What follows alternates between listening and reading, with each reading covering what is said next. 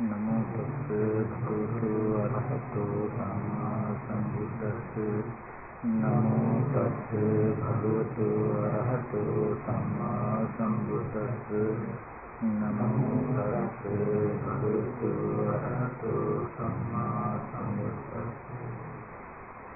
සතිය පහුගිය දවස්වල භාවනා කළා කොහොමද කළේ?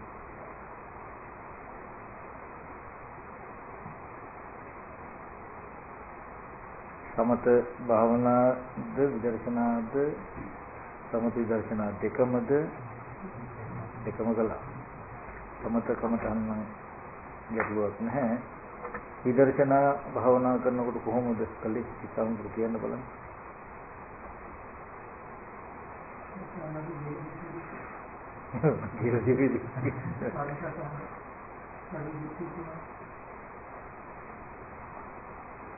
මේකෙන් මම මතක් කළේ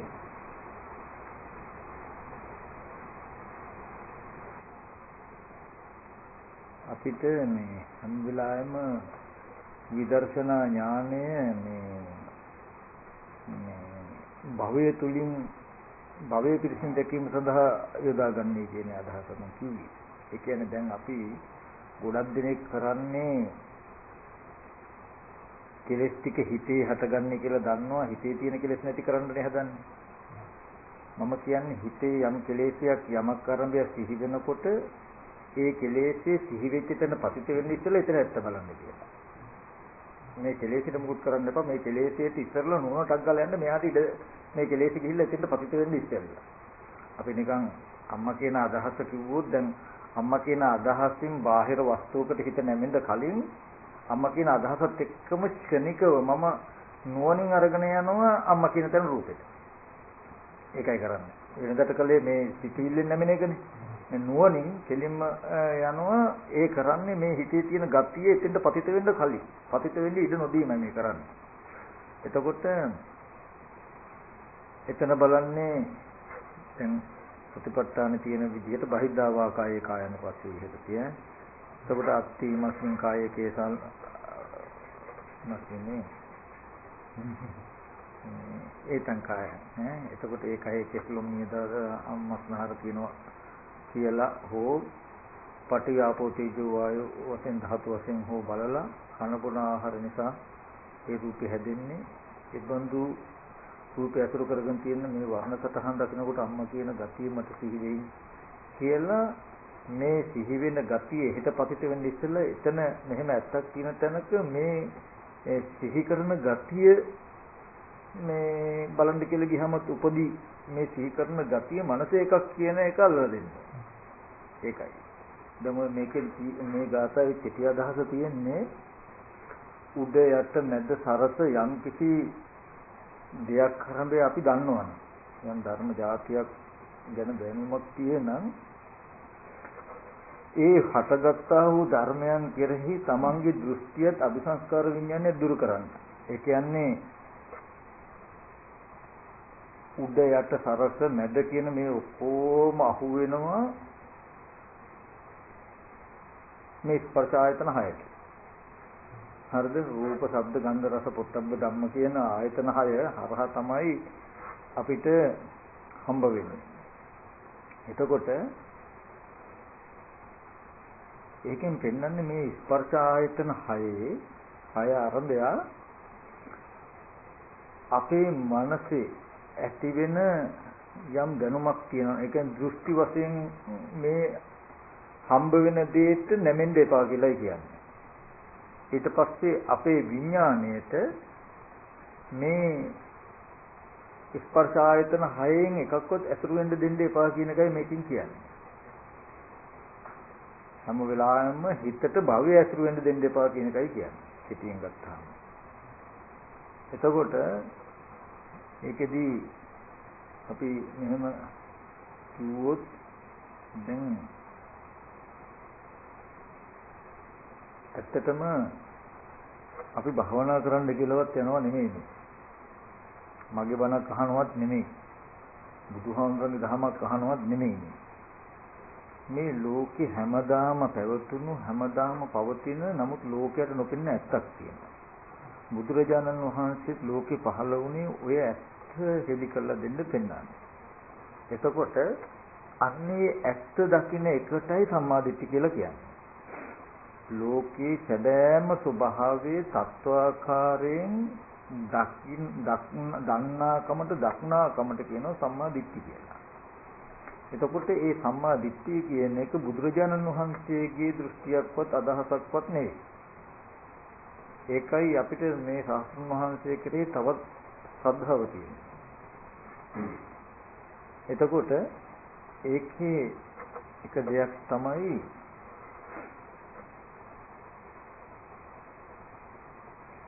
මෙතන මේ පොඩි පටලවිල්ලක් අපි ලෝකෙට තියෙන්නේ. චූටි පටලවිල්ල.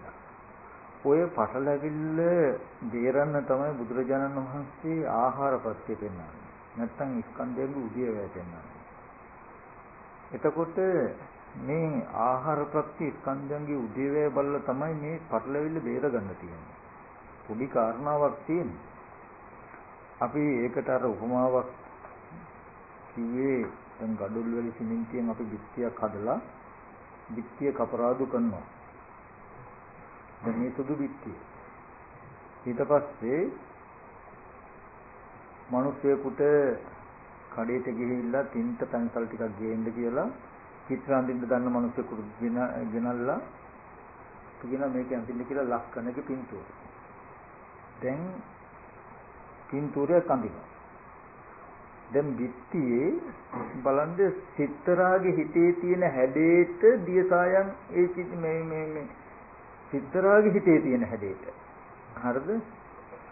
හැඩේට තමයි මේ චිත්‍ර ටික සටහන් කරන්නේ. දැන් බලන්න ඔකට නිදසුණා තායිලන්ත කෙනෙක් චිත්‍රයක් ඇඳේ. ජපන් කෙනෙක් චිත්‍රයක් ඇඳේ. එතකොට ලංකාව වගේ මේ ආසියාතික රටක කෙනෙක් චිත්‍රයක් ඇඳි බලන්න මේ චිත්‍රවල හැඩ වෙනස් තියෙනවනේ. ඒ අපිට ඕන චිත්‍රයක් බලලා ටක් ගාලා කිව්ව හැකි මේක තායිලන්ත මේ චිත්‍රයක් නැත්නම් චීන එකක්. මේක ජපන් එකක් කියලා කියන්න පුළුවන් නේ. දැන් ගොඩ නැගිල්ලක වුණත් හැඩයක් අඳින්න කිව්වොත්, ගියක් අඳින්න කිව්වොත්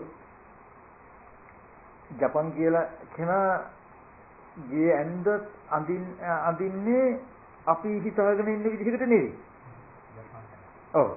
ඒ හැඩේ බලලම අපිට ජපන් කිව්ව හැකිනේ. මොකද එතකොට ඒ සිත්තරා ඒ සිතුවම් කරන්නේ තව කාගේවත් ඇත්තටම චිත්‍රයක් නෙමෙයි තමන්ගේ මනසේ තියෙන සටහන දිහා බලාගෙනයි මෙහි දිට්ඨියේ තින්ත පාරවල් ටිකක් එහාට මෙහාට කරනවා තමන්ගේ හිතේ තියෙන හැඩේ හරියනකම්. තේරෙන්නේ හිතේ හැඩයක් තියාගන්න. එතකොට ලක්ෂණක පින්තූරය අඳින්න කිව්වොත් අපි හිතාගෙන ඉන්න ලක්ෂණක පින්තූරයක් අඳින්නේ නැහැ. එයා හිතාගෙන ඉන්න ලක්ෂණක පින්තූරය අඳින්නේ. ඒක කියන එකත් හොඳට මතක තියාගන්න ඕනේ. තේරෙනවද? නැත්නම් අපිට හිතේ අපි හිතාගෙන ලක්ෂණක රූපය ඇඳලා නැහැ කියලා. නමුත් දැන් ඒ දිට්ඨියේද සිතුවම් වෙන්නේ සිත්තරාගේ මනසේ තියෙන විදිහට තමයි ඔන්න චින්ත ටිකෙන් චිත්‍රය ඇඳේ. ඒක පැහැදිලිද? දැන් ඕක දකින්නකොටම අපිට ලක්ෂණ හාමුදුරුවෝ කියන අදහස එනවනේ. එන්න පුළුවන්. මේක බුදුහාමුදුරුවෝ ලෝකේ පහළ වුණත් නැතත් හැමදාම තියෙන හැමදාම පවතින ඇත්ත. මට කෙනෙක් සිහි වෙන තැන ඇස් ඉදිරි පිටට පෙවුනේ බිත්තිය සහ චිත්‍රය. බිත්තිය සහ චිත්‍රයේ පෙනෙනකොටයි මටයි කෙනා කියන අදහස ඇති වුනේ. තේරුණාද? බිත්තිය උපමා කළේ සතර මහා ධාතුවට, බිත්තියෙන්දි චිත්‍රයේ උපමා කළේ මහා භූත ටික අසුරු කරගෙන පවතින උපාදාය රූපෙට. චත්තාරෝච මහා භූතා චතුර්ණංච මහා භූතං උපාදාය රූපං. සතර මහා ධාතු සහ සතර මහා ධාතු නිසා පවත්නා රූපේ තමයි චිත්‍රය කියලා කියන්නේ. ඇස් ඉදිරි පිටට ආවේ. එනකොටම අපිට සිහි වුණා ලක්ෂණ හාමුදුරුවෝ කියන අදහස අපි තුල යෙදෙන්නේ. පුද්ගල භාවය කියන එක ඒක හොඳට තේරෙන්න ඕනේ අපිට. දැන් අතන අනාත්මයි. නමුත් ඒ සිද්ධිය ඇත්ත වුණාට මේ සිද්ධිය ලෝකෙට වැහිලා තමන්ගේ හිතේ පහළ වෙච්ච ගතිය රූපෙන් ආවේ කියලායි රූපෙටයි තී කියලායි හිතන්නේ. රූපේ නිසා රූපේ ඇත්ත ඇති හැටි ඇත්තටම රූපේ නිසා නෙමෙයි අවිද්‍යාව පත්‍ය සංකාර මේකටයි රූපේ ඇත්ත ඇති හැටි නොදන්නාකම නිසායි මේ ගතිය කියලා කියන්නේ. රූපේ ඇත්ත ඇති හැටි නොදන්නාකම නිසා ඇතිවෙච්ච ගතියක් මේ ලක්ෂණ කියන එක. හැබැයි යෝක සිහි ලක්ෂණ කියලා සිහි වෙන එක අද අපිට ආශ්‍රව ඕක නුවණිනුත් සිහි කරගන්න පුළුවන් ආශ්‍රව නෙවෙයි. යථාර්ථමහත්වයක් සිහි කරගන්න පුළුවන්. සිහි කරන බව තේරුම් ගැනීමම විද්‍යාව. අවිද්‍යාව දුරු වෙනවා. එතකොට දැන් හොඳට බලන්න විත්තියේ ඇඳපු චිත්‍රය දකිනකොටම අපිට පුද්ගලයේ කෙනෙක් සත්‍යයේ ලක්ෂණ කියන අදහස ආවා.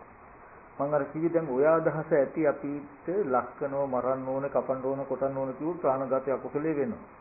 අනේ ලක්ෂණ බොහොම හොඳයි, හොඳ හාමුදුර කෙනෙක්, හොඳ සිල්වත් ගුණවත් කෙනෙක් අපි වඳින්න පුදන්න ඕන කියු කුසලයක් සිද්ධ වෙනවා. දැන් සත්‍යයේ කර්මය ප්‍රාණඝාත කුසලයේ හෝ අකුසලයේ නැත්නම් කුසල ධර්ම හෝ අකුසල ධර්ම අපිට සිද්ධ කරගන්න පුළුවන් වුණා. සිද්ධ කරගන්න උදව් වෙච්ච රූප ටික දිහා බලන්න අනාත්මයි නේද? මේක තමයි ඇත්ත. නමුත් ලෝකයට වැහිලා අපි නිකමට කිව්වොත් චිත්‍රයටයි විත්‍යයටයි උපාදාන ස්කන්ධය කියලා කිව්වොත් ලක්ෂණ කියලා අපි ගාව ඇතිවෙච්ච මේ නිමිත්තට උපාදානය කියලා කිව්වා. අපේ මේ නිමිත්ත උපාදානය අර රූපෙට බහලන නිසා ඒකට උපාදාන ස්කන්ධ කියන නම ලැබුණා. අපි කෙනෙක් කියලා ලක්ෂණ කියන අදහස ගන්න අත්වාද උපාදාන. හරිද? සත්‍ය පුද්ගලික රූපං අසතෝ සමුනුපස්සති. රූපය ආත්ම වශයෙන් ගන්නා වූ කෙලෙසි උපාදාන. අච්චර gadol වල සිමෙන්තියෙන් තියෙන විත්‍ය සහ චිත්‍රය තියෙන තැනක මගේ උපාදානය මේකට පතිත කරන නිසායි උපාදාන ස්කන්ධය කියන්නේ. තේරෙනවද? දැන් පංච උපාදාන ස්කන්ධයයි දුක. දැන් බාහිරින් ලක්ෂණ කෙනෙක් විත්තියේ ලක්ෂණ හෝ ලක්ෂණගේ රූපය හම්බුනොත් ওই රූපේ කැඩෙනකොට බිඳෙනකොට විනාශ වෙනකොට දුක එනවා. දුකට හේතුව තණ්හාව නැත්නම් උපාදානය මේ ලක්ෂණ කියන ගතිය. කෙනෙක් පුද්ගලෙක් කියන ගතිය. මේ හේතුව මේ ස්කන්ධයන්ට බැහැලුවට පස්සේ දුක කියන එක නිර්මාණය වෙනවා. තේරුණානේ? දැන් ලෝකයේ හම්බෙන්නේ මනසින් නෙමෙයි. ලෝකයේ තුල ලෝකයේ හදන ඒ කියන්නේ දුක කියන එක මේ හිතේ විතරක් ඇති වෙන තැනකින් නෙවෙයි දැන්. අපිට බාහිර පුද්ගලයෙක් අම්මා තාත්තා මැරිච්ච ලක්ෂණ මැරිච්ච දුකම හම්බ වෙනවා. තේරුණානේ? දැන් මං කියපේක තේරුණාද? ඒ කියන්නේ දැන් විත්‍යයෙන්දපු චිත්‍රය යථාර්ථ වශයෙන් ගත්තාම ස්කන්ධය. ඒක දකිනකොට ලක්ෂණ කියලා අපිට සිහි වෙන කමක් තියෙනං සිහි වෙන ගතියක් තියෙන මේකට කියනවා අපි අත්වාද උපාදානය. පුද්ගලයේ සත්‍ය රූපං අත්තතෝ සමුනුපස්සති. රූපස්මින් වා අත්තන සමුනුපස්සති. රූපේ ආත්ම වශයෙන් හෝ රූපේ ආත්ම වශයෙන් හෝ රූපේ නිසා ආත්ම වශයෙන් හෝ දකින්නවා කියලා පුද්ගලයේ සත්‍යයක් කියලා දකින්නකම අපේ මනසේ තියෙන කෙලෙසයක්. දැන් අපි දැක්කන gadul වල සිමෙන්ති චිත්‍රය එහෙම එකක් නැහැනේ. එතකොට ඒ ටිකට කිව්වා මොකද්ද? ස්කන්ධ ලක්ෂණ නැත්තම් පුද්ගලයේ නම දන්නේ නැත්තම් පුද්ගලයේ සත්‍යයේ කියන හැඟීම හෝ ඇති වෙනවා නම් දැන් අපි දන්න හින්දා ලක්ෂණ කියනවා. නමුත් නම දන්නේ නැත්තම් හාමුදුරු නම කෙනෙක් පුද්ගලයේ කියන ගතිය අපිට ඇති වෙන්න පුළුවන්. ඒ කෙනෙක් පුද්ගලයෙක් කියන දෙයක් නෙමෙයි කෙනෙක් පුද්ගලයෙක් කියන කමෙන් හටගන්න දෙයට කියනවා අත්වාද උපාදානය කියලා. දැන් මේ උපාදානය අපේ මනසේ තියෙනවා. මගේ මනසේ හටගන්න මේ උපාදානය ඇහැ රූප චක්කු විඤ්ඤාණ කියන මේ ටිකට බහලන්න පුළුවන් නිසා බහලන නිසා මේක නම් කරන උපාදාන ස්කන්ධය කියලා. මගේ උපාදානයට හිතයි මේක. මම ලක්ෂණ කියන අදහසින් නැත්තම් මිනිස්සෙක් කියන මේ අදහසින් අර රූපෙ දිහා බලන්නේ. ඔන්න මගේ අදහසින් මම රූපෙ දිහා බැලුවා. බැලුවාම දැන් මට gadol වැලි සිමෙන්ති පේන්නෙත් නැහැ, චිත්‍ර පේන්නෙත් නැහැ. මට මොකද මගේ උපාදානයෙන් වහගෙන මේක තියෙන්නේ. දැන් කෙනෙක් හෝ කෙනෙක්ගේ චිත්‍රයක් වෙලා තියෙනවා. තේරුණානේ? එතකොට තමයි කෙනාට හෝ කෙනාගේ රූපෙට හෝ කැමැත්ත ඇති වෙන්නේ. කැමැත්ත කැමැත්ත ඇති වෙන්නේ. දැන් මේ රවුම ගිහිල්ලා. එතකොට දැන් අපි කියමු ඔන්න දැන් මම දුක නිර්මාණය කරගත්තා. ඒ කියන්නේ දැන් මේ පුද්ගලයෙක් හදාගත්ත ස්කන්ධ ටිකට උපාදානය බහල්ලා පුද්ගලයෙක් හදාගත්තා. දැන් මට ප්‍රියංගෙන් වෙන්වීමේ දුක, අප්‍රියං හා එක්වීමේ දුක, කැමති දේ නොලැබීමේ දුක කියන දුක් ටික ඔය අතර තියෙනවා. ඒ මෙහෙම බලපු කෙනා මගේ අම්මා නම්, මගේ තාත්තා නම්. තේරෙනවද?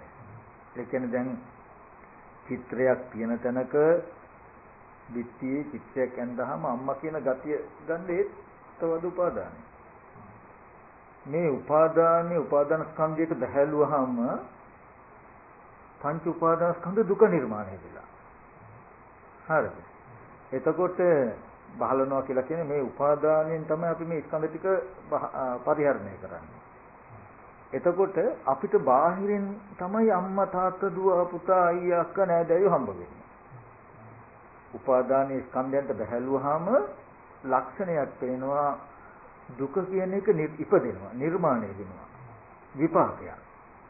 ඒකේ ලක්ෂණය හොයාගත්ත හැකි ගෙවල් දොරවල් යාන වාහන ඉඩකඩම් මිල මුදල් දුව දරුවෝ බාහිරින් තමයි අපිට හම්බ වෙන්නේ. එතකොට ඒව ජරාවට මරණයට ජරාවට විපරිණාමයට පත් වෙන ගානේ අපිට දුක එනවා. ඒ හින්දා මේ ස්පර්ශ ආයතන 6ට කියනවා දුක කියලා. ස්පර්ශ ආයතන 6ට දුක කියනවා.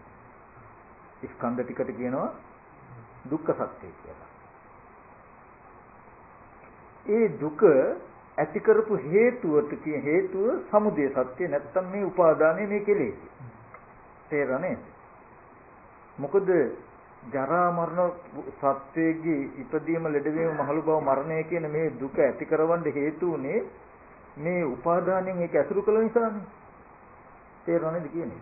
ඒ කියන්නේ තේසං සත්තානං තම්මි සත්තනිකායේ ජාති සංජාති කියලා සත්පුද්ගලයන්ගේ ඉපදීම, මහලු වීම, ලෙඩවීම, මැරීම කියන දුක් ටික.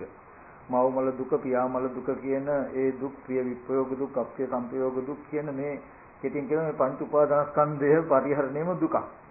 මේ පංච උපාදානස්කන්ධ පරිහරණය දුකෙන් මිදෙන්න බෑමයි දුකම. එතකොට දුකට හේතුව මොකද්ද? උපාදාන. නැත්නම් තණ්හා උපාදාන.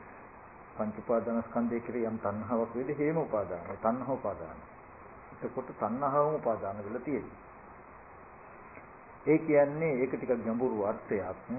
අපි හැම වෙලාවෙම මෙහාට නැඹුරු වෙන්නේම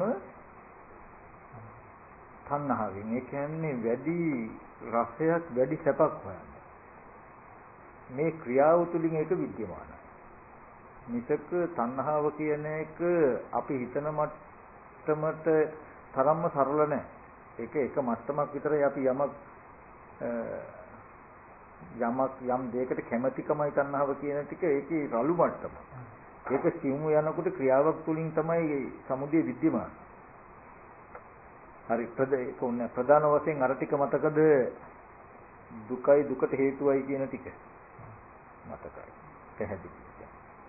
ඊට පස්සේ නිවන කියලා කියන්නේ මොකක්ද? ජාති ජරා මරණ ශෝක පරිදේ දුක්ඛ දෝමනස් උපායාස නිරුද්ධಂತಿ.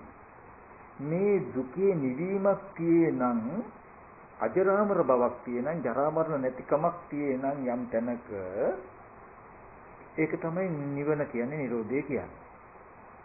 හැබැයි ඒ නිවන සාක්ෂාත් වෙන්නේ කොහොමද? සමුදය දුරු කිරීමෙන්මයි නිවන ලැබෙන්නේ. වෙන කොහටද නැඹුරු වෙන්න එපා. දැන් පංච උපාදානස්කන්ධයට උපාදානයේ බහලපු නිසානේ දුක. මේ උපාදානයේ නැතිකොලොත් උපාදාන වශයෙන් මේ කිසි ස්කන්ධයක් නොගත්තොත් අපි ඇත්තටම මේ ස්කන්ධ ටික උපාදාන වශයෙන් අරගෙන ඉන්නේ. අපේ උපාදාන මම ලක්කන කියලා බැලුවා කියලා කියන්නේ මම රූපයක් නෙමෙයි පරිහරණය කරලා තියෙන්නේ, උපාදානයයි පරිහරණය කරලා තියෙන්නේ. ඇයි මේ ස්කන්ධ ටික දකිනකොට මගේ මනසේ නම් අත්වාද උපාදානයේ පතිත වෙන්නේ, උපදින්නේ. ඒ අදහසින් මම මේ රූපෙ දිහා බලනකොට මම රූපයක් නෙමෙයි බලලා තියෙන්නේ, රූපයක් නෙමෙයි පරිහරණය කරලා තියෙන්නේ. පරිහරණය කරලා තියෙන්නේ මොකද්ද? උපාදානය. කෙලෙස්. අන්තිමට කියන්නේ පංච උපාදාන ස්කන්ධය පරිහරණය කරනවා කියලා. නමුත් අපි ඇත්තටම මේ උපාදානයෙන්ුයි ජීවත් වෙන්නේ. තේරුණා නේද? එතකොට ඒ උපාදානිය නැති වුණොත් ඒ තණ්හාව නැති වුණොත් නිරෝධී සාක්ෂාත් වෙනවා. මොකද්ද? ජාති ජරා මරණ ශෝක පරිදේ දුක්ඛ දෝමන සුපායාස නිරුද්ධಂತಿ. අපිට මේ දුක ආපු තැන මෙච්චර කල් ජාති ජරා මරණ ශෝක පරිදේ දුක්ඛ දෝමන සුපායාස විඳ තැන එයාට ඒ ජාති ජරා මරණ ශෝක පරිදේ දුක්ඛ දෝමන සුපායාසය නිරුද්ධ වෙනවා. කෙනින්නේ හට නොගන්නන තත්ත්වයකටපත් වෙනවා. තේරුණා නේද? එහෙනම් මාර්ගයේ තියෙන්නේ කොහොමද? දුක පිරිසිඳ දැකලා මේ සමුදය දුරු කළා නිරෝධී සාක්ෂාත් කරන්න. කියන උත්තරේ. දැන් ওই ටික කරනකොට අපිට උත්තරයක් ආවා. ස්කන්ධ ටික දකිනකොට උපාදානය ආවිල්ලා උපාදාන වශයෙන් ස්කන්ධ ටික ගත්ත නිසායි දුක ආවේ. ස්කන්ධ ටික පිරිසිඳ දැකලා උපාදානය දුරු කළොත් ජරා මරණ මේ උපාදාන ස්කන්ධ දුකෙන් මිදෙන්න පුළුවන්. ඒක උත්තරයක් ආවනේ. නේ? දැන් අපි නිවන් දකින්නවා කියලා භාවනා කරන්න මොකද්ද? උපාදාන රහිත සිතින් උපාදානය දුරු කළා. ජරා මරණ ශෝක පරිදේ දුක්ඛ දෝමන උපායාසයන්ගේ මානස මිදෙන තැනට කටයුතු කරන්නයි අපිට නිවන් දකින්නවා කියලා තියෙන්නේ. නේද? එතකොට අපි මාර්ගයේදී අපිට හම්බ වෙනවා සම්මා දිට්ඨිය කියලා. සම්මා දිට්ඨිය කියනකොට දැන් ඕකට කියනවා ඵලයේ සම්මා දිට්ඨිය කියලා. ඕක තමයි ඵලය, ඕක තමයි ප්‍රතිඵලය අපි බලාපොරොත්තු වෙන තැන. ඊට පස්සේ එතෙන්ට යන්න වැඩ කටයුතු කරද්දී ඒ දර්ශනයෙන්ම ආපු නිවැරදි දැකීමක් තියෙනවා. යතහ භූත ඥානය කියලා. අන්නේ යතහ භූත ඥානය තමයි මාර්ග සම්මා දිට්ඨිය ඉලක්ක වෙන්නේ. මේ දුකයි දුක ඇතිවීමයි දුක නැතිවීමයි බලලා එහෙනම් දුක නැති වෙන විදිහට කටයුතු කිරීමයි මාර්ගය. එහෙනම් දුක නැති වෙන විදිහට කටයුතු කරන්නේ කොහොමද? ඉති රූපං ඉති රූපස සමුදය ඉති රූපස අත්ංගම. ඉති වේදනා ඉති වේදනාය සමුදය ඉති වේදනාය අත්ංගම. ඉති සංඥා ඉති සංඛාරා ඉති විඥානං විඥානස සමුදය විඥානස අත්ංගම කියලා මේ ස්කන්ධයෙන් උදේවැය බලන්න කියලා කියන්නේ. එතකොට මේ සිද්ධිය හෙළි වෙන නිසා. තේරුණානේ? දැන් මේ සිද්ධිය කරනකොට මේ දුක්ඛ නිරෝධය සාක්ෂාත් වෙලා තියෙනවා. අර වගේ අපි ඉති රූපං කියනකොට හොඳට මතක තියාගන්න ඕනේ ඉති රූපං කියනකොට චත්තාරෝච මහ භූතා චතුර්ණංච මහ භූතං උපාදාය රූපං කියන මෙන්න මේ ටික හොඳට ඉගෙනගෙන තියෙන්න ඕනේ. ඉති රූපං කියනකොට මේ රූපයයි කියලා කියනකොට ඇහැ අරමුණු කරගෙන විදර්ශනා කරනකොට ඉති රූපං කියනකොට එයා ඇහැයි ඇස් ඉදිරිපිට එන රූපයයි ගැන හොඳට දැනගෙන තියෙනවා. ශබ්දයක් අහනකොට ඉති රූපං කියනකොට කන කියන්නේ මොකද්ද? කන ඉදිරිපිට එන ශබ්දයේ සැබෑ ස්වභාවය මොකද්ද කියන එක දැනගෙන තියෙනවා. තේරුණානේ?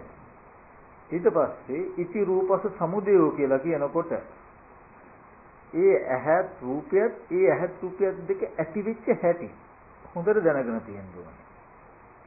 ඉති රූපස අත්ංගමෝ කියනකොට ඇහත් රූපයත් කියන දෙක නැති වෙන හැටි දැනගෙන තියෙන්න ඕනේ.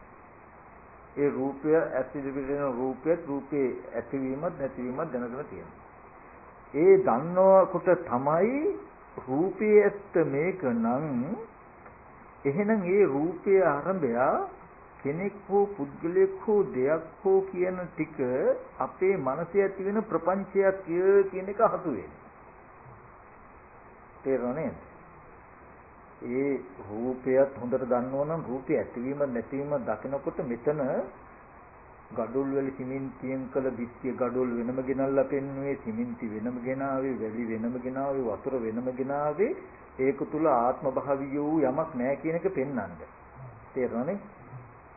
ඊට පස්සේ ඒබඳු බිත්ති නිර්මාණයේදී බිත්තිය තුල කෙනෙක් නැහැ කියන එක පෙන්නලා පින්ත වෙනම කලෙන් ගේන්න කියලා කිව්වේ පින්තල් වෙනම ගේන්න කිව්වේ චිත්‍රයකට එන්න කියලා කිව්වේ මේ චිත්‍රය තුලවත් කෙනෙක් ඉන්නව නෙවෙයි කියන එක පෙන්වන්න. එතකොට ඒ බඳු කොටස් වලින් හැදුණු බිත්තිය අසුරු කරගෙන චිත්‍රයේ පෙනෙද්දී ඒක හොඳටම විවර කළාට පස්සේ අපිට තේරෙනවා එහෙනම් පුද්ගලයෙක් කියන අදහසක් ඇති වෙනවා නම් ඒක ආйти අපේ මනසට තමයි කියන උත්තරේ එනවා. අර වගේ අච්චර හොඳට කොටස් වශයෙන් බෙදලා පෙන්නන්නේ එතන ස්වභාවයේ චක්කු අනත්තා රූප අනත්තා කියලා ඇහැ අනාත්මයි රූපය අනාත්මයි කියන අනාත්ම ස්වභාවය පැහැදිලිව විවර කරලා දෙන්නයි අච්චර විස්තර ටික කරකේ කළේ. ඒකයි උද්ග්‍රජඤ්ඤ විප්‍රජඤ්ඤ කියලා ප්‍රභේද තියෙන්නේ. සමහර කෙනෙකුට උච්චරවම විස්තර කරන්න ඕනේ නැහැ. ඇස් ඉදිරියට එන්නේ චිත්‍රයක් කිව්වනම් ඇති. ඒකට තේරලා ඉවරයි. චිත්‍රය කියන්නේ මොකද්ද? ඒක පිළිලා තියෙන කොහෙද? ඒවා උපාදාය රූප උපාදාය කියන්නේ අයියෝ ඌව විස්තර ඕනේ නැහැ. නමුත් හැමෝගේම මනස තීක්ෂණ නැති වුනහම ඤෙය්‍ය පුද්ගලයා කියලා කියන්නේ ඌව හොඳට විස්තර කළා තමයි මේකේ සැබෑ ස්වභාවය අල්ලා දෙන්න වෙන්නේ මනසට. තේරෙනවද? ඒකයි එතන වෙනස. එතකොට දැන් මේ උපාදාය රූපය සහ ඒක පතිත වෙලා තියෙන දික්තිය ගැන හොඳට පැතිකඩ නොඑක ආකාරයෙන් කියලා විවර කළේ. එතන සම්පූර්ණ ස්කන්ධ ටිකක් පමණයි තියෙන්නේ කියන කාරණාව පෙන්නනවා. සත්ත්වනෝ පුද්ගලනෝ හේතු ප්‍රත්‍යයෙන් හටගත්ත ස්කන්ධ මාත්‍රය. ස්වභාව ධම. ඒ අරඹය අපිට හාමුදුරුවමක් පුද්ගලයේ කෙනෙක් ලක්ෂණ කියලා අදහසක් ආවනම් අපි දන්න මේක ආත්ම සංඥාව. අනාත්ම රූපය අනාත්මයි ආත්ම සංඥාව අපි තුලයි හටගෙන තියෙන්නේ කියන උත්තරයක් එනවා එතකොට. තේරෙනවද? ඉගෙනගෙන තියෙනවා මේ තමා තුල පවතින චතුරාර්ය සත්‍යයෙන් ඉගෙන ගත්ත මේ ඇත්ත දැක්කහම තමා තුළ පවතින උපන්න මේ පුද්ගල සංඥාව ආත්ම සංඥාව මේ උපාදානය අර චිත්‍රයට පතිත කළොත් දුක නිර්මාණය වෙනවා කියන එක ඉගෙනගෙන තිබුණා. මේ හිතේ ඇති වෙන ගතිය චිත්‍රයට පතිත නොකළොත් දුක්ඛ නිරෝධ වෙනවා කියලා ඉගෙනගෙන තිබුණා. දැන් මේ මාර්ගයේදී මේ සම්මාදිට්ඨියෙන් හොඳට ස්කන්ධ ටික බලනකොට තේරුණා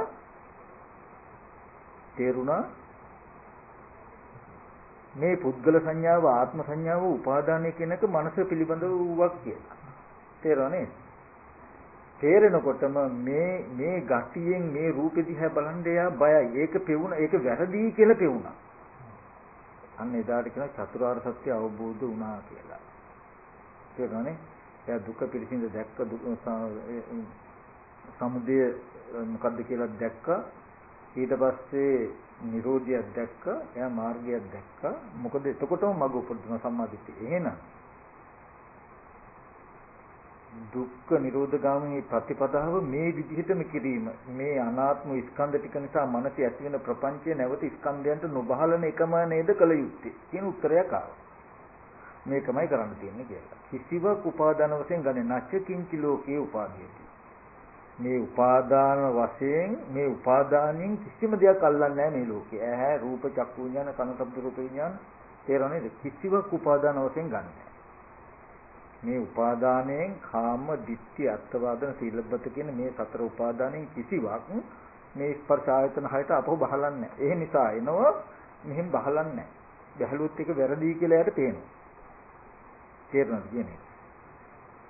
බැලුවොත් ඒක වැරදි කියලා පේනවා දුක එනවා කියලා ගන්නවා. දුක නොඑන්න නම් එතන තියෙන ඇත්ත බලලා එහෙ නිසා මේ උපාදානය හටගත්තා කියලා දකිනවා. මේ උපාදාන වශයෙන් ඒකට හිත බහලන්නේ නැහැ. එහෙම වුණොත් ජරා මරණ ලෝකයෙන් මිදෙන මේ දුකෙන් තමයි මිදෙනවා කියලා නිරෝධය දැක්කා. දැක්ක ගමම්ම අවිද්‍යාව ඉවරයි. එතකොට තමයි ආශ්‍රව කියලා කොටසක් හිටිනවා. මේ ඇත්තමයි වෙනසක් නැහැ දැක්කා. දැක්කට බොහෝ කාලයක් එහි බාහිරය නිසා තමන්ගේ මනස පැත්තේ ආපු කෙලෙසේ බාහිරට අයිති බාහිර රූපයේ කෙනෙක් කියලා බලපු හුරුව තියේ. දැන් අවිද්‍යාව නැහැ. ආශ්‍රව තියනවා අර හුරුව. ඒකයි අවිද්‍යාව නිසාමයි ආශ්‍රව ඇති වෙන්නේ.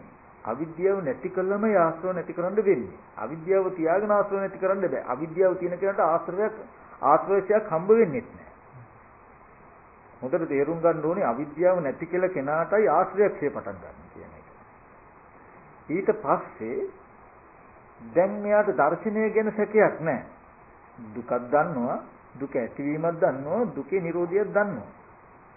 මාර්ගයක් දන්නවා. ඒ කියන්නේ මෙහෙම කරන්න ඕන කියලා. නමුත් අමතක වෙලා බාහිර රූපයේ කෙනෙක්මයි කියලා තැනකින් බැලෙනකම තියෙනවා තව. ආශ්‍රව කියන්නේ ඒක. දැන් කෙලෙස් ගොඩාක් තියෙයි. මේ ඇත්ත දැනගත්තට ආශ්‍රව කියන්නේ බාහිර රූපයේ කෙනෙක් කියලා පෙන්වනකමමයි අතුරු වෙන්නේ. තේරෙනවනේ? ඕග කියලා කියන්නේ බාහිර රූපයේ කෙනෙක් කියලා පෙන්වන කමටමයි හිත ගහගෙන යන්නේ. යෝග කියලා කියන්නේ බාහිර රූපයේ කෙනෙක් කියලා පෙන්වන කමටමයි හිත යොදවන්නේ. ග්‍රන්ථ කියලා කියන්නේ බාහිර රූපේ කෙනෙක් කියලාමයි ගොතවන්නේ. පරාමාස කියලා කියන්නේ බාහිර රූපේ කෙනෙක් කියන අදහසින්මයි කයෙන් ස්පර්ශ කරන්නේ තණ්හා පරාමාසය, හිතින් ස්පර්ශ කරන්නේ ditthi පරාමාසය. එතකොට බාහිර රූපය කෙනෙක් කියලා නොදන්නා කමම, කෙනෙක් නෙවෙයි කියලා නොදන්නා කම, කෙනෙක් කියලා බලපෑක වැරදි කියන එක නොදන්නා කමම හුරුවක් වෙලා ආශ්‍රයයක්. එතකොට ඔය නම් වලින් කිව්වේ කෙලෙස් කියලා අපි කියන්නේ මේ කරන වැඩ ටිකට නම්. තේරෙනවනේ? දැන් ආශ්‍රයක්ෂයට නුවණාව කියලා කියන්නේ එහෙනම් මේ රූපය දකිනකොට බාහිර gadul වල සිමින්තියෙන් කළ චිත්‍රය දකිනකොටම පුද්ගලික සත්‍යයේ කෙනෙක් කියන අදහස ආවනම් ඒ අදහසින් චිත්‍රය පැත්ත නැමෙන එක වළක්විය යුතුයි, වළක්වන්න ඕනේ කියන උත්තරේ න්යාවි. ඕක කරන් අපි gadul වල සිමින්තියෙන් දකින චිත්‍රය දකිනකොටම කෙනා කියන අදහස එනවා. කෙනා කියන අදහසින් එහාට යන්නේ නැහැ. සතිපට්ඨාණයෙන් අපිට සම්මාදිට්ඨිය උදව් කරනවා. අපි කියමු සතිපට්ඨාණයෙන් නුවණින් පෙන්වනවා gadul වල සිමින්ති කළ තැනකනේ මේ චිත්‍රය තියෙන්නේ කියලා පෙන්නකොට මං කෙනා කියලා හිතන්න බෑ, වැරදි කියලා පෙන්නනවා. බාහිරින් ඉඳලා ආධ්‍යාත්මික පැත්තේ උපාදානයේ ඇති වෙනවා, දෘෂ්ටි ඇති වෙනවා. උපාදාන වශයෙන් ගන්න දෙන්නේ නැහැ ස්කන්ධ ටික, දෘෂ්ටි වශයෙන් පරාමර්ශණය කරන්න දෙන්නේ නැහැ, ඕග වශයෙන් ගහගෙන යන්න දෙන්නේ නැහැ, යෝග වශයෙන් යොදවන්නේ නැහැ, ආශ්‍රව වශයෙන් හුරුවකට තියන්නේ නැහැ බාහිර රූපේ කෙනෙක් කියලා. බාහිර රූපේ පැත්තට නැඹුරු නොවෙන්න හුරු කරන පමණකින් එක දර්ශනයටම එයා යෝග කැපෙනවා, රෝග කැපෙනවා, ග්‍රන්ථ කැපෙනවා, පරාමර්ශ කැපෙනවා, නීවරණ කැපෙනවා. මේ යම්තා කෙලස් කියලා නම් කරයි නම් ඒ කෘත්‍ය ඔක්කොම කෙලස් ටිකේ කෘත්‍ය එක කෘත්‍යයෙන් ඉවරයි. ඔක්කොම මේ පැත්තට බාහිරයට, මේ පැත්ත කියලා කිව්ව තමන්ගේ ඉඳලා බාහිරයට යන ක්‍රමය තමයි එක එක ආකාර වලට නම් කරලා තියෙන්නේ. එකම සිද්ධිය. ඒකයි ආර්ය අෂ්ටාංග මාර්ගය නැත්නම් සම්මා දිට්ඨිය කියන එකම මගයි මේ ඔක්කොම කෙලෙස් නැති කරන්න තියෙන්නේ. ආය වෙනම සක්කාය දිට්ඨිය කියන්නේ මොකද්ද? ඒක ඇති වෙන්නේ කොහොමද, නැති වෙන්නේ කොහොමද, ඒක නැති කරන මග මොකද්ද ආපහු කියලා වෙන වෙනම පරියායම් වෙන්න පුළුවන්. නමුත් අපි හිතන්නේ මේ ඔක්කොම ඉගෙන ගන්න ඕනේ කියලානේ. උපාදානය කියන්නේ මොකද්ද? ආශ්‍රව කියන්නේ මොකද්ද? ග්‍රන්ථ කියන්නේ මොකද්ද? ඕග කියන්නේ මොකද්ද? යෝග කියන්නේ මොකද්ද කියලා අපි ඉගෙන ගන්න වෙනවා. ඉගෙනගෙන වෙනම නැති කරන්න හදනවා. ඒකයි ඔය නම් ලිස්ට් එකකින් එක ක්‍රමයක් හරි ඕග කියන එක ඉගෙන ගන්න, ඕග ඇති වෙච්ච හැටි ඉගෙන ගන්න, නැති වෙන හැටි ඉගෙන ගන්න, නැති කරන ප්‍රතිපදාව හැදෙන්න ඔක්කොම කේස් එක නැති කරන ප්‍රතිපදාව කියලා. කෙනා ආපු පරියාය විතරයි නම් කරන්නේ. තේරුණාද කිව්වේ? එතකොට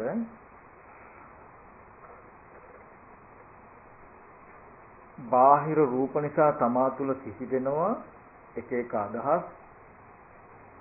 ඒක තමයි මේ දෙන්නේ මහ යංකින්චි සම්පජානාති උද්දං අදෝ තිරියං ඡාපි මැද්දේ කියලා. බාහිරය නිසා දැනුමක් අපිට එන්න පුළුවන්. මේක මිනිස්සෙක්, මේක සත්වයෙක්, මේක කෙනෙක්, මේක පුද්ගලයෙක් කියලා උඩ හෝ යට හෝ මැද හෝ සරස හෝ තියෙන ඕනම වස්තුවක් අරඹය දැනුමක් අපිට එන්න පුළුවන්. තේරුණාද? අපිට එනවා. ඒතේසු නන්දින්ච නිවේසනංච පනුජ්ජ විඥානං හවෙනේ නතිත්තේ. ඒ කියන්නේ ඒ ධර්මයන් කෙරෙහි ආපු ධර්මයන් කෙරෙහි ආපහු සතුට වෙන බවක් හෝ ඒවට නැඹුරු වෙලා සිටින බවක් හෝ ඊට අනුගතව මේ විඥානයේ බහලන බවක් නොකරන්න කියන එකයි මේකෙන් කියන්නේ. තේරෙනව නේද?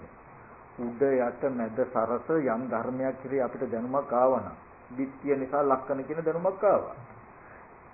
මේ අදහසින් ඒකයි පනුජ්ජ විඥානං කියලා කියන්නේ. මේ කර්ම විඥානය නැත්තම් මේ සිත ආපහු ඒ සිත උපදින්න හේතු වෙච්ච වස්තුවට නමන්න එපා කියලායි කියන්නේ. බහලන්න එපා කියන්නේ. තේරෙනවද? මේ ගාථාවෙන් කියන්නේ ඒක. එතකොට මෙතනදී ආශ්‍රයක්ෂය කරනවා කියලා අපි කිව්වේ අර චතුරාර්ය සත්‍ය දැනගත්තට පස්සේ අපිට ආවනේ උඩ යට සරස මැද කුමන ධර්මයක් හෝ දැනුමක් ආවනම් ඒ දැනගත්ත දැනුම ආපහු ඒ හම්බෙච්ච දේවල් වලට බහලන්න එපා භවයට බහලන්න එපා කියන උත්තරයක් ආවනේ. ඕක තමයි භාවනා කරනවා කියලා හුරු කරන්නේ. සමත කමඨහනකින් හිත වඩ නිතරම මේක කරන්න. තමන් හොඳට දන්නවා තමන්ගේ මනසේ පවතින ගති උඩ යට මැද සරස කුමන හෝ ධර්මයකට පතිත වුණොත් නිර්මාණය වෙලා තියෙනවා මොකද්ද? දුක. ඒ තාක් ජාති ජරා මරණ ශෝක පරිදේ දුක්ඛ දෝමන සුපායාසයන්ගෙන් මිදිලා නැහැ. කර්ම නිමිති රැස් වෙනවා. දුක විතර නෙමෙයි නැවත දුකට හේතුවත් මේකේ හිතලා තියෙනවා. එතකොට දුකෙන් මිදෙන්න නම් දැන් මේකට මරණයෙන් පස්සේ කතාවක් මරණය තුල කතාවක් නෑ. ජාතිය නැති නිසා.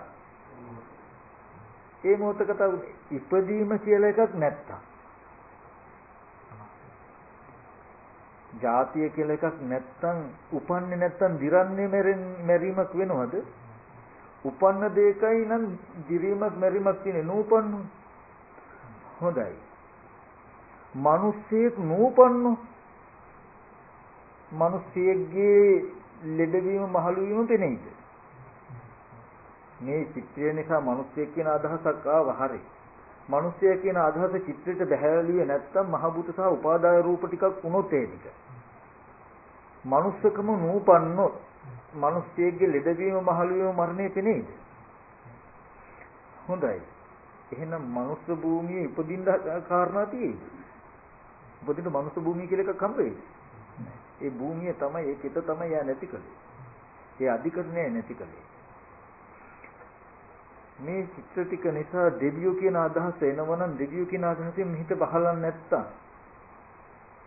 දෙවියගේ ජරා මරණයක් වෙන්නේ. ඔය අවිද්‍යාවම යන්නේ බ්‍රහ්මයා ඔය ටික දකිනකොට මම බ්‍රහ්මයෙක් හෝ නැත්තම් බ්‍රහ්මයේ ඉන්නවා කියන අදහසක් එනවනම් ඒ ටික මෙහාට බහලන්න තාක් බ්‍රහ්ම ලෝකෙදී. හරිද? බහැලියේ නැත්තම් බ්‍රහ්මයෙක් නිසා බ්‍රහ්මයෙකුට එන දුක් ටික නැහැ. සතර පායෙත් එහෙම. එතකොට මේකට කියනවා භව නිරෝධය නිවනයි කියලා. දුක්ඛ නිරෝධය නිවනයි කියලා. මෙන්න මේ ටික තමයි හැම වෙලාවෙම හිත වඩවන සමතකමඨහනකින් හිත වඩන්ඩ සමතකමඨහනක උපකාරී අවශ්‍ය මේ දර්ශනය කොච්චර දැක්කොත් එයාට ඒකම බලයක්. පරප්‍රත්‍ය රහිතයි කියලා කියන්නේ එයාගේ මනසේ දුකින් මිදුව ගන්න එයාටම යාව හැකියාවක් තියෙනවා. අනුන් කවුරුත් ඕනේ නැහැ. ඒිට මෙහා කෙනෙකුට මේක අහගත්තට ගැඹුරු නෙමෙයි තියෙන්නේ සිව් තමයි.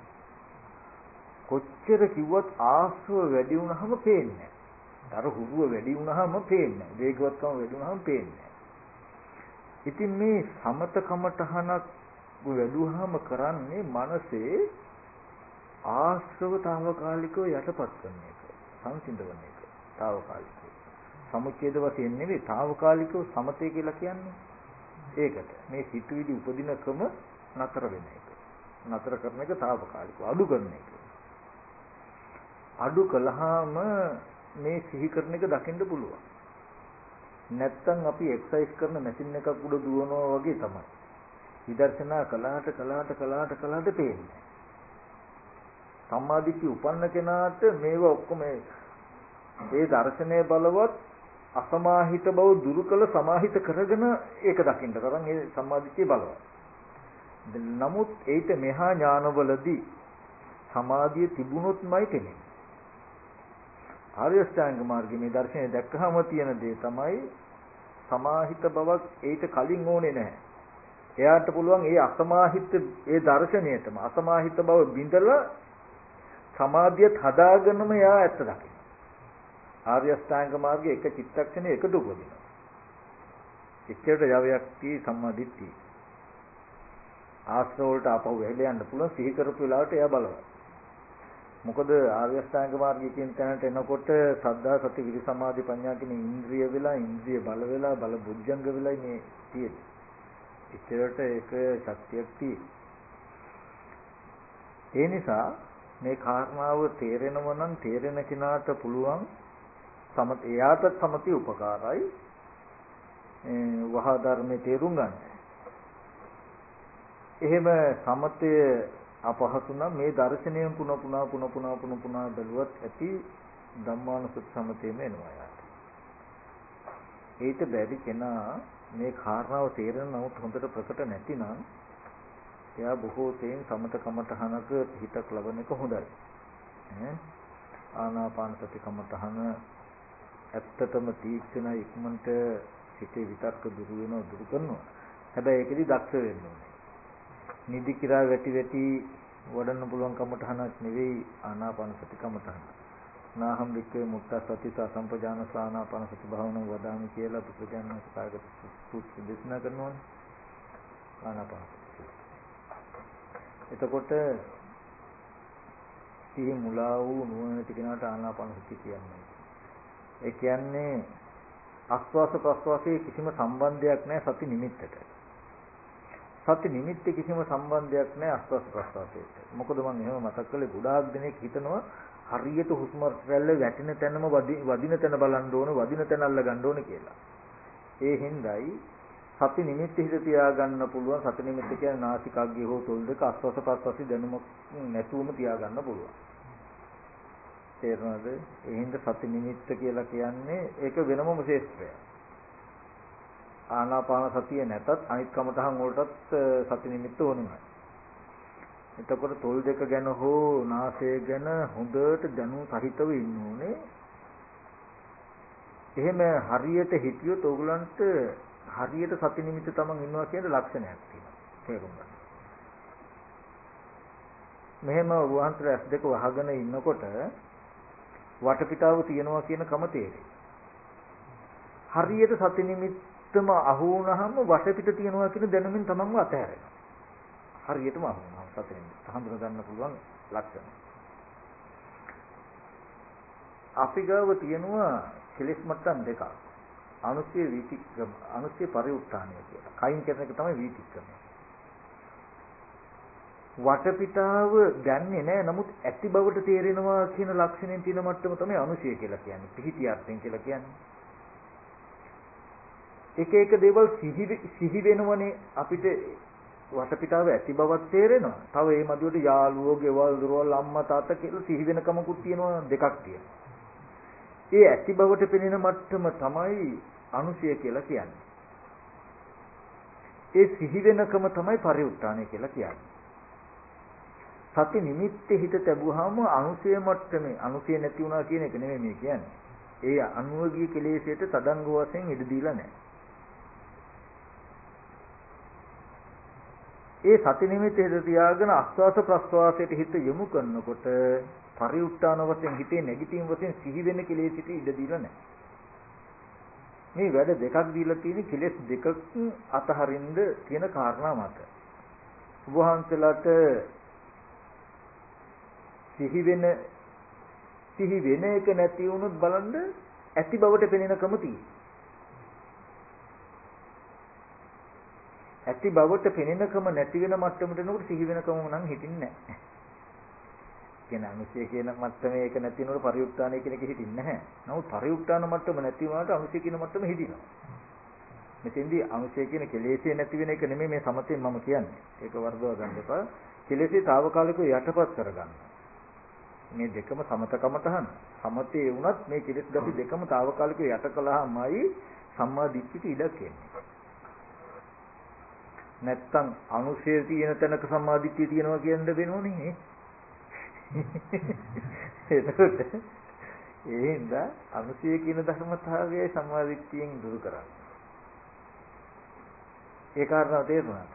සමතේක කියන දේ ඕනම සමතකමටහනක් වැඩුවා. විදර්ශනාවක් කළත් ඇදහිීමෙන් කරන්න එපා කියන එකයි මම කියන්නේ. මේ කරන හැම එකක් ගානෙම සැබෑම අර්ථය මේකෙන් කෙරෙන්නේ මෙන්න මේක නේද? අපි මේ කරන්න හදන්නේ මේක නේද කියන කාරණාව ඉලක්කෙටම තේරුම් අරගෙන කරන්න. මාර්ගය කියන එක තියෙන යන්නනේ නේද? ඉතින් යන්න කියන්නේ අසන්දව ගල් මුල් වල හැටි හැටි යන්නද නෑ. ඇස් තියන අයනේ යන්නේ පාරනේ. ඒ වගේ පාර යන්න නම් හොඳට ඇස් පෙනෙන්න ඕනේ. මේ කරන්න කියන්නේ සමතේ අපි වඩන්නේ හිත එක්තෙන් කරන්න නෙවෙයි හිත තැම්පත් කරන්න නතර කරන්න කියලා පොල්ලෙන් ගැහුවා වගේ ගැහුවට ජීවිතේ මෙන්න මේක නේද මේ වෙන් කරන්න කියන එක නෑ. ඒ වහන්සේට සමහර විට පෙනෙන්නේ ආනාපාන සතිය විතරනේ කෘත්‍ය හැම කමටහනකම තියෙන්නේ. ඒකම මෛත්‍රී භාවනාව ගන්න. මෛත්‍රී භාවනාවේදී පරිමුඛං සතින් උපට්ඨපෙත්වා කියන තැන තියෙනවා. සති නිමිති හිත තියාගන්නවා. තියාගෙන සියලු සත්‍යයන් කෙරෙහි මෙත්තිත සීපත් කරනවා. සති නිමිති හිත තියාගත්තාම අර හිතට දැනෙනකම අලු නැති කරනවා.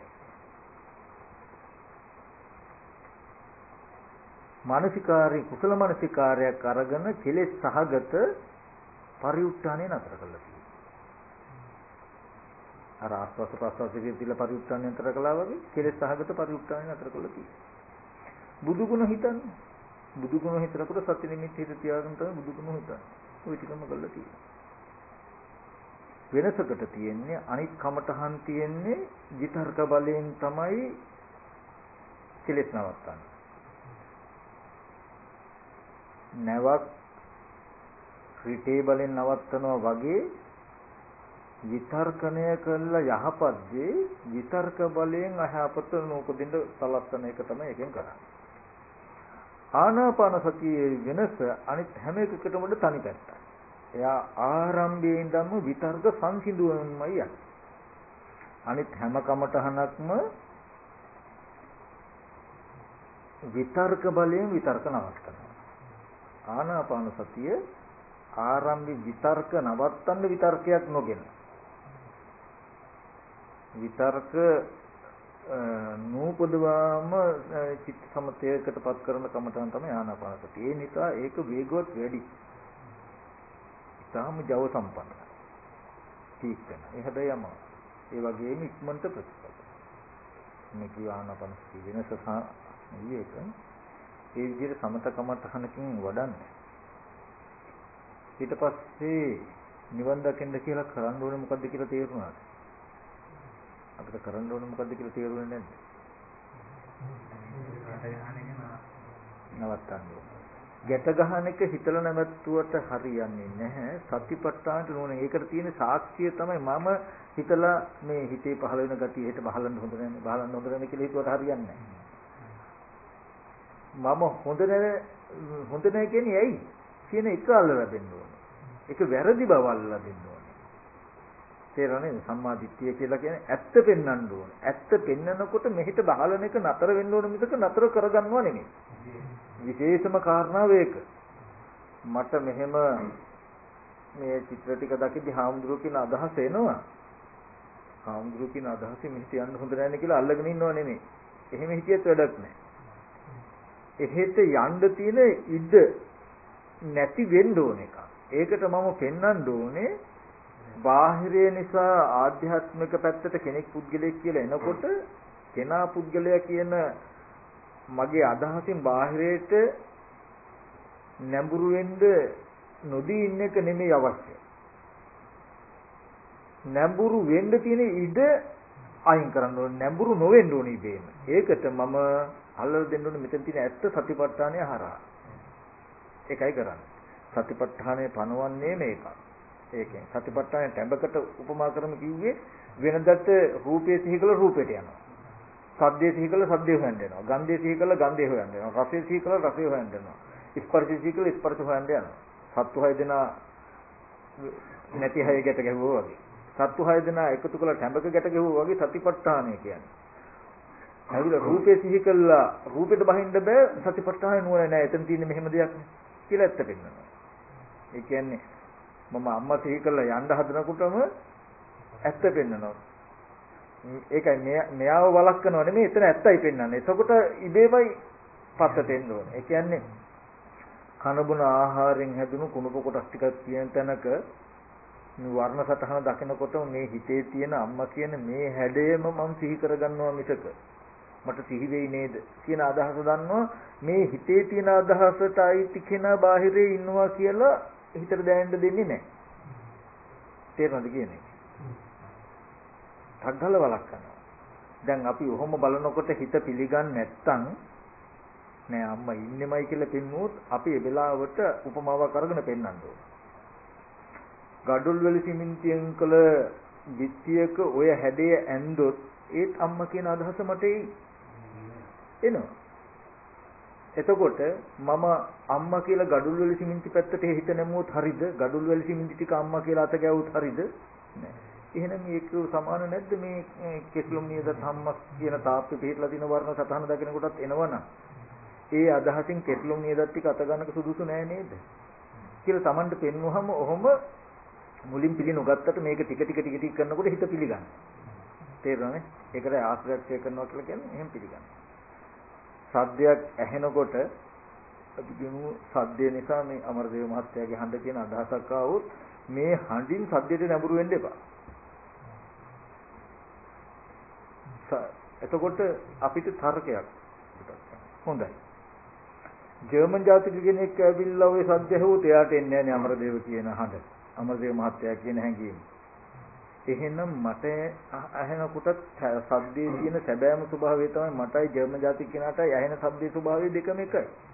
මට අමරදේව කියන අදහස ආවනම් ඒ අදහස අරයාගේ මනසේ නාවනම් එහෙනම් මේ අදහස මගේ මනසේ උපන්න එකක් නේද? එහෙනම් මේ අදහසින් මේ සද්දෙට නැඹුරු වෙන එක සුදුසු නෑ නේද?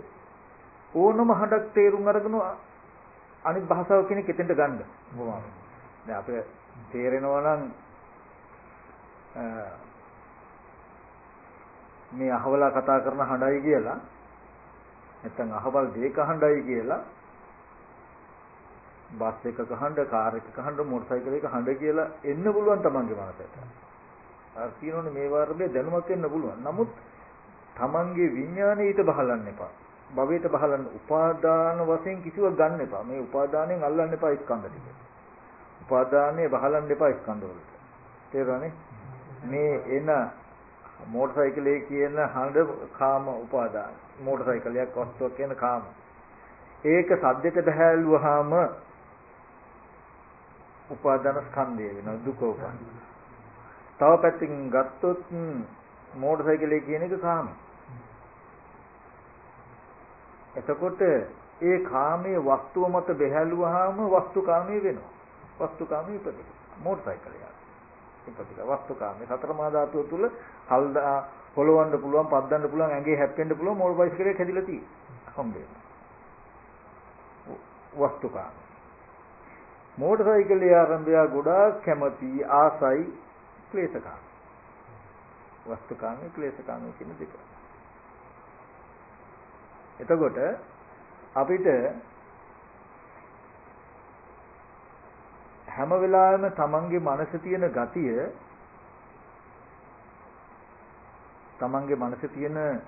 ගතිය බාහිරයට බැහැලුවට පස්සේ අපිට මේ දුක ඇති වෙන්නේ කියන එකත් තේරුණා.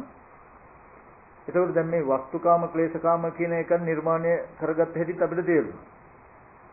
දැන් ප්‍රථම ධ්‍යානයේදී පෙන්වන්නේ විවිච්ඡේව කාමේහි විවිච්ඡේව අකුසලේහි ධම්මේහි සවිතක්කං සවිචාරං විවේකජං පීතිසුඛං පඨමඥානං උපසම්පජ්ජ විහෙරති කියන තැන. කාමයන්ගෙන් වෙන්ව අකුසලයන්ගෙන් වෙන්ව කියලා කියන්නේ මොකක්ද? කාමයන්ගෙන් වෙන්ව කියලා කියන්නේ වස්තුකාමයට. අකුසලයේ කියලා කිව්වේ නීවරණ ධර්ම ටිකට නැත්තම් ක්ලේශකාමයට. විවිච්ඡේව කාමෙහි විවිච්ඡේව අකුසලෙහි කියලා කිව්වේ වස්තුකාම සහ ක්ලේශකාමයන්ගෙන් වෙන්වයි ප්‍රථම ධානය ලබන්න වෙන්නේ. කාමයේ කියන එක මේ ස්කන්ධ මත පතිත වුණොත් වස්තුකාමයේ හැදෙනවමයි. වස්තුකාමයේ හැදුනොත් ක්ලේශකාමයේ උපදිනවමයි කියන එක අනිවාර්යෙන් තේරුම් ගන්න ඕනේ. ඕකට තමයි නිබ්බේධික පරියාය කරන්න කියන්නේ. කාමා වික්ඛවේ වේදිතබ්බා. මහණනි කාමයේ කියන එක දත යුතුයි. කාමානං නිදාන සම්භෝ වේදිතබ්බෝ. කාමයන්ගේ නිදානේ දත යුතුයි. කාමානං වේමත්තතා වේදිතබ්බා. කාමයන්ගේ වෙනස් බව දත යුතුයි. කාමානං විපාකෝ වේදිතබ්බෝ. කාමයන්ගේ විපාකයේ දත යුතුයි. කාම නිරෝධෝ වේදිතබ්බෝ. කාම නිරෝධය දත යුතුයි. කාම නිරෝධ ගාමිනී ප්‍රතිපදා වේදිතබ්බා. කාමේ නැති කරන් දෙන ප්‍රතිපදාව දත යුතුයි කියලා පෙන්වන්නේ. කාමයේ කියන එක නොදැන කොහොමද අපි කාම භවයෙන් මිදෙන්නේ? නේද? බුදුරජාණන් වහන්සේ දේශනා කරනවා නේත්තේ කාම යානි චිත්‍රානි ලෝකේ. මේ ලෝකේ චිත්‍ර කාමේ නෙවෙයි. සංකප්ප රාගෝ පුරිසස්ස කාමෝ. පුරුෂයාගේ මනස තුල උපදින සංකල්පයටයි රාගයටයි දෙකටයි කාමය කියලා කියන්නේ. චිත්තන්ති චිත්‍රානි තතේව ලෝකේ. ලෝකේ චිත්‍ර ටිකක් තියෙයි. සංකප්ප රාගෝ පුරිසස්ස කාමෝ. පුරුෂයාගේ මනස තුල උපදින සංකල්පයට රාගයට දෙකට කාමය කියන්නේ. ওই සිද්ධියේ මේ අපි කතා කරන්නේ. මෙහි තියෙන චිත්‍ර ටික. තේරෙනවද? චිත්‍ර ටික ආරම්භය තමන්ගේ මනසේ උපදිනවා කාමය. ඒ කාමයේ ස්කන්ධ මත බැහැලුවහම මොකද්ද ඉපදිලා තියෙන්නේ? දුක ඉපදිලා තව පැත්තකින් වස්තු කාමයේ ඉපදිලා. දැන් කාම භෝගී වෙලා. කාමයේ පරිහරණය කරන්නේ කියලා. නෙක්ඛම්ම කාමයන්ගේ මිදීම කියලා කියන්නේ අනිත් පැත්ත. එතකොට ඔන්න ඔය විදිහට විදර්ශනා කරන්න ඕනේ. සමත කමඨානකින් මේ විදිහට හිත වඩමින් සමතේ වඩනකොට දෙආකාර කෘත්‍ය අතහැරෙන්න ඕනේ. මේ විදිහට විදර්ශනා කරන්න. ඔන්න ඕක තමයි අපිට නිවන් දකින්න කියලා කරන්න තියෙන වැඩ පිළිවෙල. තමන්ටමයි තමන්ගේ මෝඩකම ගෙවෙනවා කියලා බල කරන්නත් පුළුවන්. තාම මේ මෙච්චර මෙහෙම ඇත්තක් තියෙන තැනක තාම රැවටෙනවනේ. තමන්ගේ හිත තාම ඕග යෝග ග්‍රන්ථ කියන ගති වලින් මිදුනේ නෑ නේද කියලා තමන්ටම බල මේක කරන්න පුළුවන් එකක්. මේ ගති ටික සම්පූර්ණම හිඳගෙන තනියමම කැලේකට ගිහිල්ලා හිඳගෙන ඉන්නත් පුළුවන්.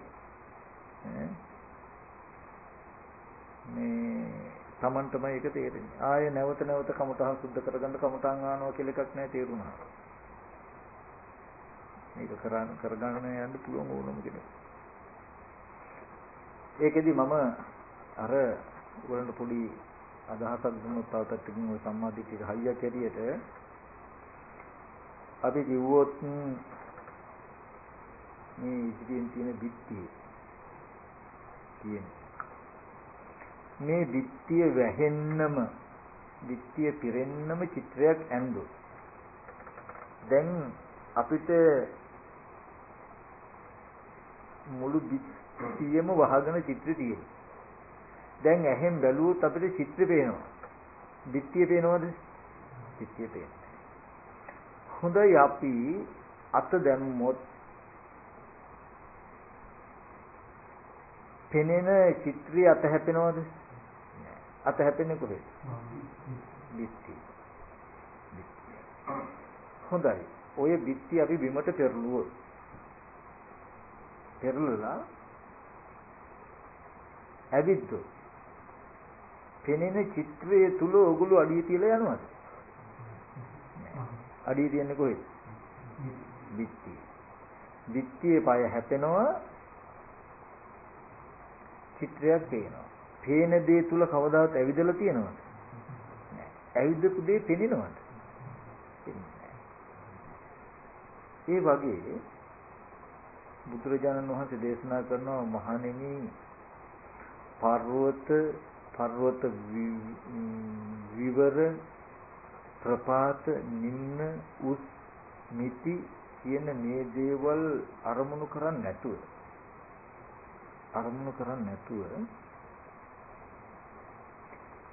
මුළු පොළොවම එක්ම පටවි සංඥාවෙන් වඩන්න කියලා. කොහොමද ඒක කරන්නේ? අර මුළු බිත්තිය වගේ කියලා හිතාගන්න මේ පොළොව පෘථිවි කියන්නේම පඨවි කියන එකයි. හරිද? මේ පඨවියම මේ පොළොවම මොකද අනිත් ධර්මතා තුනේ සහාය ලැබලා උත්සන්නව පවතින පඨවිය නිසා අපිට පිටයි වෙන මේ පුළුයි. එතකොට මුළු පොළොව උපමා කළේ මොකේද? බිත්තියකට. බිත්තියේ අපි චිත්‍රයක් අඳිනවා මුළු බිත්තියම වැහෙන්න වගේ ඕගොල්ලෝ හිතුවොත් ස්ටිකර් එකක් අලවලා වගේ මුළු පෘථිවියම වැහෙන්න චිත්‍රයක් ඇඳු. මුළු පෘථිවියම වැහෙන්නේ චිත්‍රයක් ඇඳලා තියෙන කියලා හිතන්න. හරිද? දැන් චිත්‍රේ තියෙන බිත්ති ඇඳපු චිත්‍රය දකින්නකොටත් ඕගොල්ලන්ට මිනිස්සු ගෙවල් කියන අදහස් පහළ වෙන්න පුළුවන්. පහළ වුණාට ඕගොල්ලන්ගේ විඥානයේ භවයට දැසගෙන තියෙන දේ ඕගොල්ලන්ගේ හිතේ පහළ වෙන අදහස් බාහිර තියෙන දේවල් කියලා දැනෙනවද? නෑ. චිත්‍රයක් නිසා Tamanට මෙහෙම හිතෙනවා කියන එක දන්නවා. නමුත් ඒ අරමුණේ හිත දැසගත්තේ නැති හින්දායි පෙනෙන්නේ නැත්තේ. නමුත් දැසගන්න තියෙන මෝඩකම නැති වෙලා නෙවෙයි. ඒ වගේ මේ මුළු පෘථුවියම චිත්‍රයක් නම් දැන් චිත්‍රය දකිනකොට ඕගොල්ලන්ට එක එක අදහස් සිහි වෙන්න පුළුවන්. චිත්‍රය දකිනකොට සිහි වෙන අදහස් භව ආශ්‍රව කියන එක යෙදිලා වැඩිකම හින්දායි ඕගොල්ලන්ට මෙහි බාහිර තියනවා වගේ තැනකින් පේන්නේ.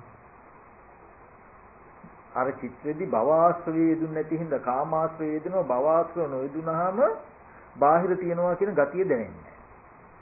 කාමාශ්‍රයත් යෙදුනොත් ඒ කියන්නේ පෙරගහ කියන අදහසකුත් එනවා. භවආශ්‍රයත් යෙදුනොත් කාමාශ්‍රය භවආශ්‍රය දෙක එකට යෙදුනහම ඒකේ හැකියාව ඇටියට බාහිරින් පෙරගහ හම්බ වෙනවා. ඇති බවට. යමක් ඇති බවට පෙන්වන්නේ හෝ නොපෙන්වන්නේ ඒ ආශ්‍රයන්ගේ අඩු වැඩිකම මත. එතකොට බාහිර ආශ්‍රයන්ගේ අඩු වැඩිකම මත තමයි අපිට බාහිර දෙයක් තියෙනවා හෝ නැහැ කියලා පෙන්නන්නේ. දැන් පොළවේ ඇඳපු චිත්‍රයේ අඩිය තියෙනකොට කාමාශ්‍රය වගේම භවආශ්‍රය දෙන හින්දා යෝගලන්ට බාහිරය ඇත්ත වෙලා තියෙනවා. දිට්ඨිය ඇඳපු චිත්‍රයේ උඩ විදිනකොට කාමාශ්‍රය දෙනවා භවආශ්‍රය නොයෙදෙන නිසා බාහිර තියෙනවා. සිහි වුණාට බාහිර තියෙනවා කියන ගතිය දැනෙන්නේ. තේරෙන්නේ? එතකොට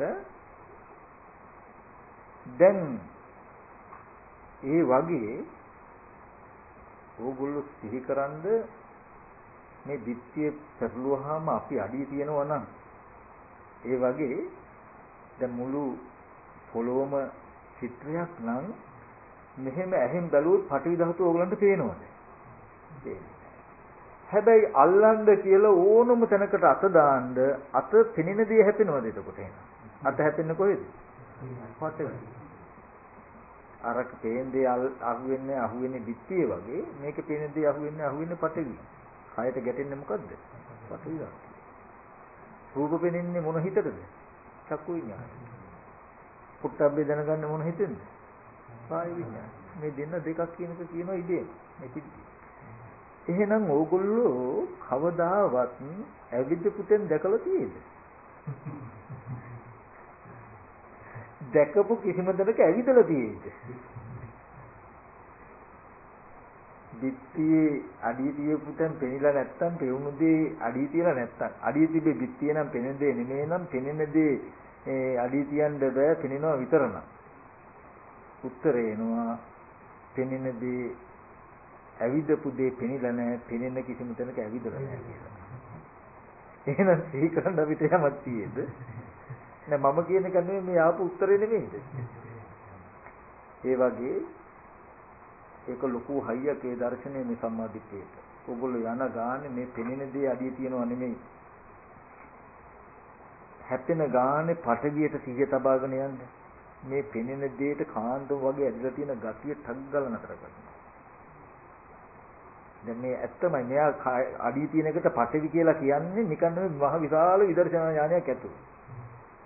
අඩිය තියෙනකොට එයා පටවි කියලා කියනවා. පටවි කියලා කියනවා. මොකක් නිසාද මේ චිත්‍රය පිහිටලා තියෙන පටවියේ මට චිත්‍රයේ පෑගෙන්නේ නැහැ පෑගින්නේ පටවියයි කියන එක කියනවා.